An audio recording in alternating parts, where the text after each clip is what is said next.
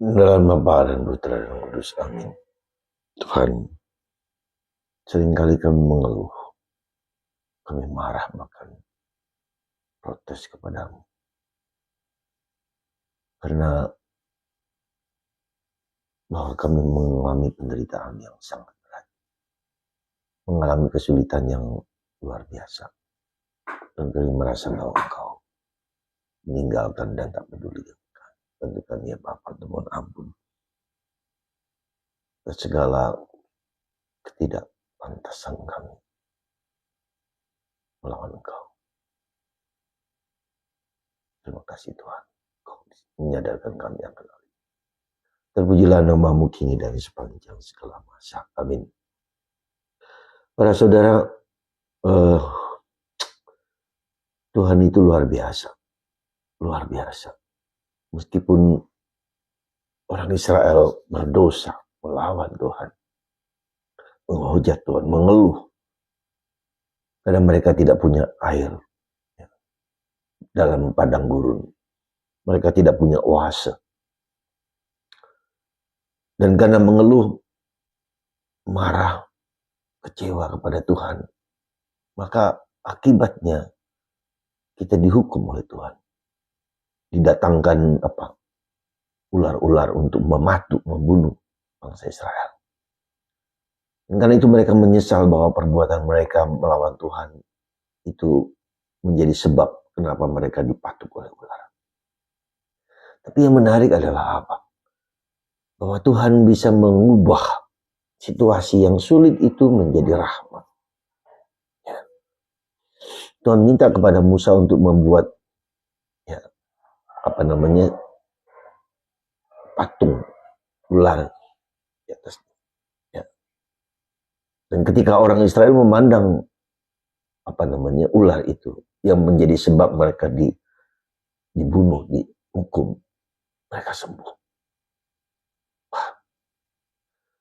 Bagi saya ini suatu pelajaran yang sangat berharga ketika kita setia di dalam problem kehidupan kita, ketika kita setia dalam salib hidup kita, ketika kita mohon ampun dan bertobat atas segala kekurangan, kebodohan kita, segala macam, maka Tuhan akan membuat kebodohan kita itu menjadi rahmat.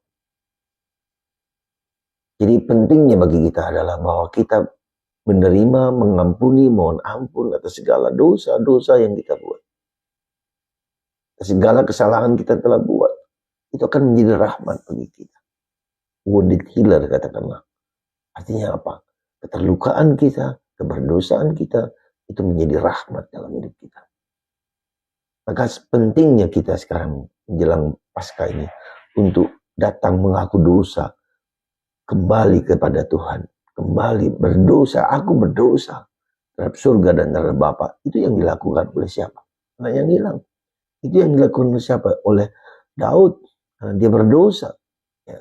Nah, saudara, mari kita menyelami, memikirkan, merenungkan dosa itu yang kita miliki itu. Semoga Tuhan memberkati kita.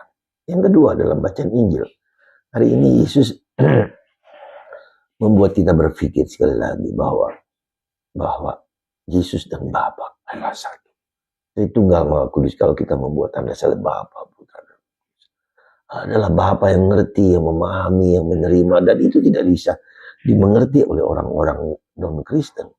Karena mereka tidak tahu bahwa Allah adalah Bapa. Begitu mengagumkannya, ya, begitu luar biasanya. Allah yang penuh belas kasih, Allah yang penuh mencintai. Coba lihat ketika bangsa Israel tadi melawan Tuhan, mereka dihukum. Seharusnya mereka dihukum, dibunuh, dihancurkan. Tapi Tuhan membawa mereka, menyadarkan mereka.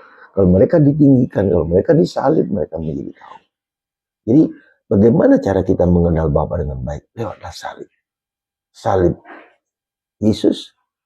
Karena dengan salib Yesus itu kita tahu bahwa itu adalah Bapa. Ya, yang mengasihi kita, yang mencintai kita, yang menerima kita.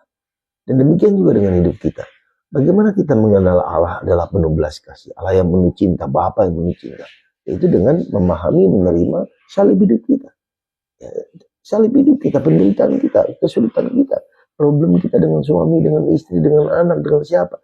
Itu menjadi bahan kita untuk memuliakan, memuji Tuhan. Sekali lagi, mari kita jangan lari dari penderitaan, jangan lari dari kesulitan, jangan lari dari malapetaka. Disitulah Tuhan akan mengubah.